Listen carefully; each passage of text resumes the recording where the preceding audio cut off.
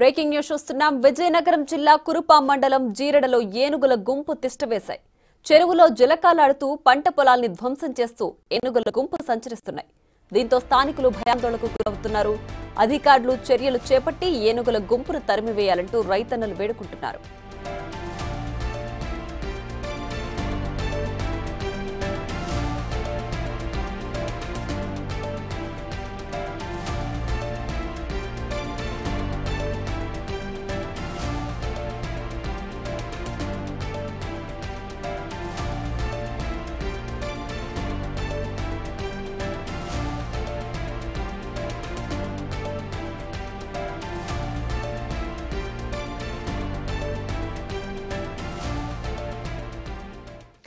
ఇక విజయనగరంలో ఏనుగుల గుంపు తిష్టవేస్తాయి. దీనికి సంబంధించి మరింత సమాచారం మా ప్రతినిధి సాయి శంకర్ ఫోన్ లైన్ లో అందిస్తారు.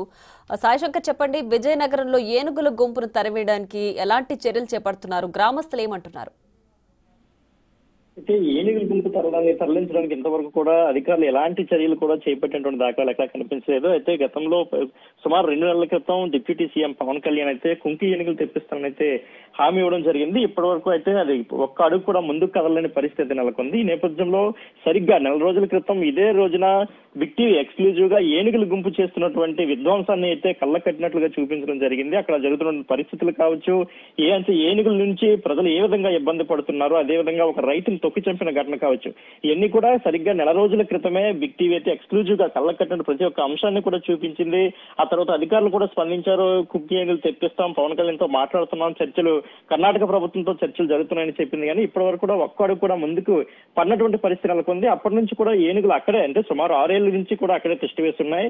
అయితే సుమారు 4 రోజులుగా ఎటువంటి అలజడి లేని ఏనుగులు మళ్ళా ఈ రోజు ఉదయం నుంచి కురుపాం మండలం జిరడ పంచాయతీలు అయితే టెస్ట్ వేసినట్టుగా తెలుస్తోంది. అక్కడ దగ్గరలో ఉన్నటువంటి చెరువులో అవి స్నానం చేయడం కావచ్చు, అక్కడే ఉన్నటువంటి పంట పొలాలను ధ్వంసం చేయడం అటువంటి ఘటనలు కూడా ఈ రోజు ఉదయం నుంచి కూడా జరుగుతున్న పరిస్థితుంది. స్థానికులు కూడా భయాందోళన చెందుతున్నారు. అధికారులు ఎప్పటికైనా కళ్ళు తెరవాలి. అనేక మంది చనిపోతున్నా కానీ, పంట పొలాలు విధ్వంసం చేస్తున్నా, లక్షలాది రూపాయలు, కోట్లాది రూపాయలు ఆస్తి నష్టం జరుగుతున్నా కానీ అధికారులు చర్యలు తీసుకోవడం ఘోరం అంటూ లబోదిబోం అంటున్నటువంటి పరిస్థితి నెలకొంది అక్కడ. అయితే దీని చూసినట్లయితే అధికారులు కూడా ఇప్పటి వరకు కూడా అంటే చర్యలు చేపడుతున్నాం, ఇదిగో నష్టపరిహారం ఇస్తున్నాం అంటున్నా, నష్టపరిహారం కూడా పూర్తి స్థాయిలో ఇవ్వని పరిస్థితి నెలకొంది.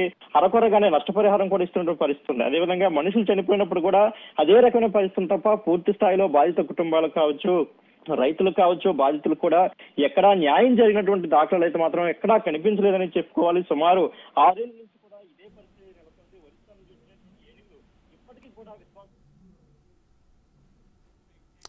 Right Shivshankar, thanks for the updates.